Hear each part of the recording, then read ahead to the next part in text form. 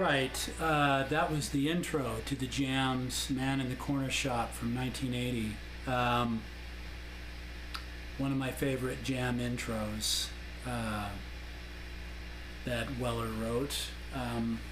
Very simple sounding, but there's a little bit going on there.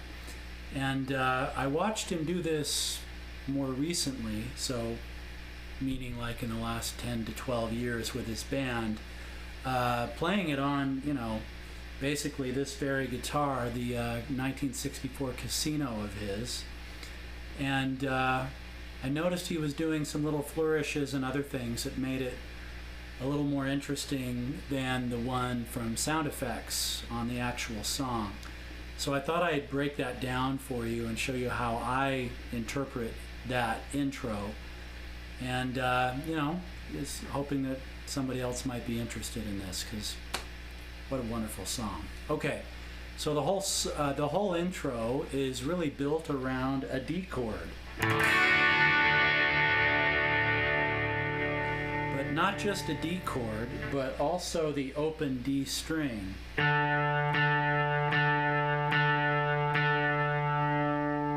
That Weller strikes numerous times during the intro to help give it some additional depth and interest. And so I want to show you how it looks like he does this. And of course, when you slow something down that is really done in a flow, eventually you're going to make mistakes. So I'm just giving you a heads up ahead of time. I'm going to make some mistakes here, but I hope you'll bear with me, because I think this is a really cool intro, and maybe you're interested in it too. So D chord followed by a D note, and we're going to proceed like this. I'm going to play it slow.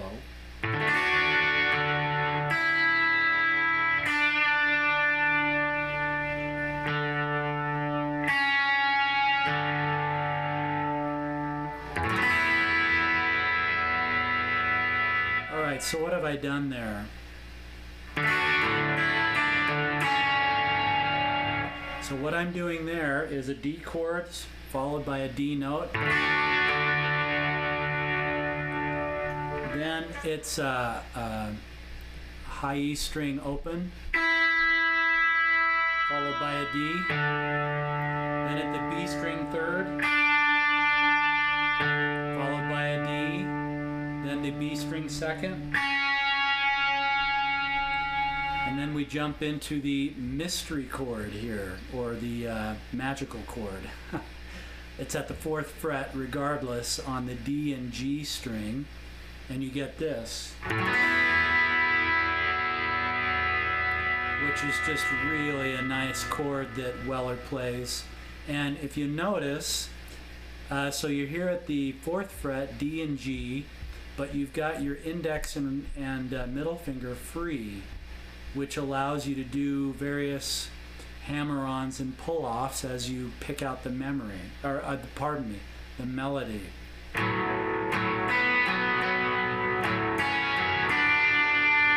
can do stuff like that, right?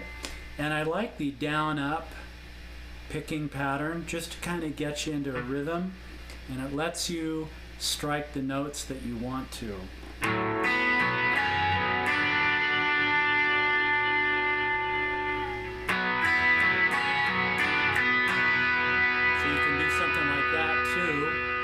Right?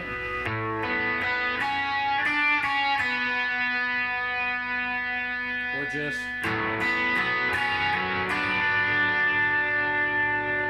and then an open B string, then we go right into a G, so 3rd fret low E, 3rd fret high E. Now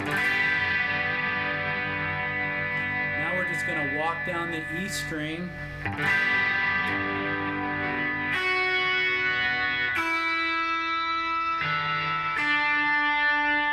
there I'm at the B string 3rd. So again,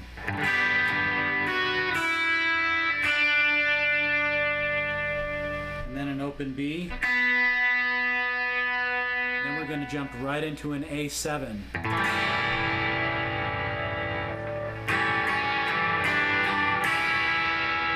So what am I doing there? So the A7 chord is at the 2nd fret D and B string, like this.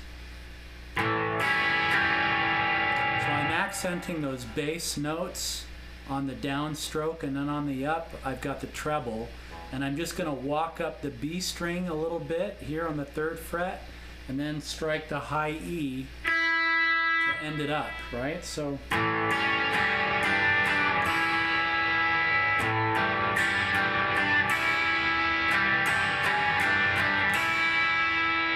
just going to want to practice that.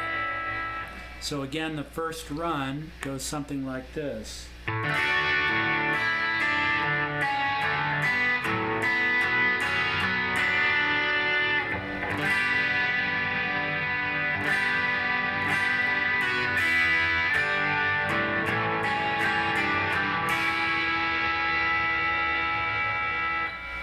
Now, you can add in a couple of other bass notes. You know, sometimes you can, on that G, you can add in the low E.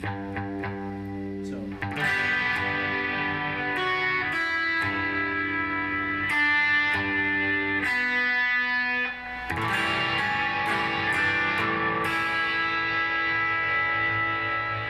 So you get the idea, right? Now, we're going to run through it one more time, and there are just a few little differences. So again, he starts off on the D chord, followed by a D note,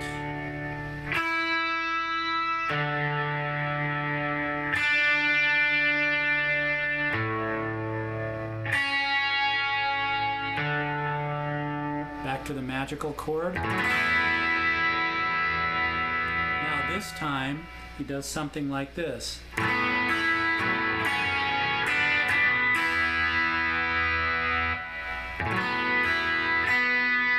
So what I'm doing there is I'm strumming the chord, high E string, and then B string. So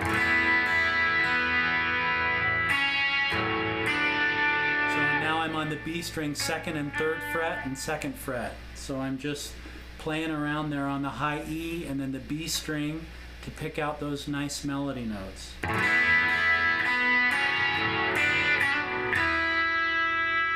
even do something like that, right? Little trill.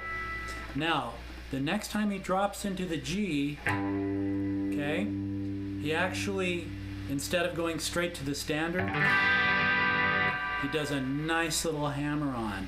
So he starts here in the G shape with his ring finger on the 3rd fret, low E, but he starts with his middle finger, high E, 2nd fret, so he can hammer on the 3rd fret with his pinky like this.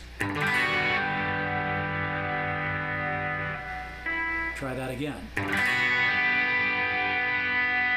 you just pull it off. And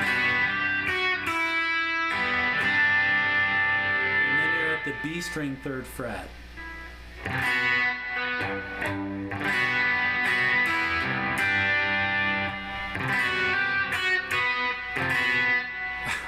Got to be careful. You want to mute strings with your finger, not play them, other than the low E. And again, kind of the rocking back and forth will give you the right sound. I know it's not sounding great right now because I'm chopping it up, but there you go. And then an open B, back to the A7.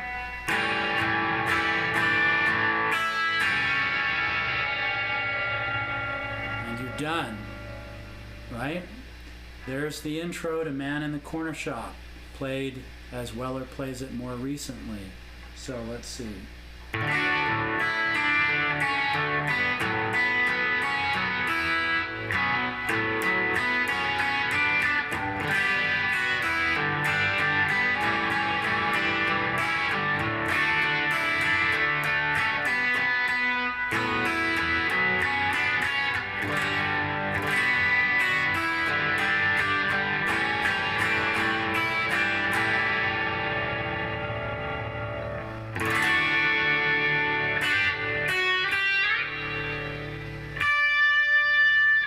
So that wasn't fabulous, but you get the idea, right? So practice those elements, string them together, and it's a lot of fun to play. Cool song too. Thanks.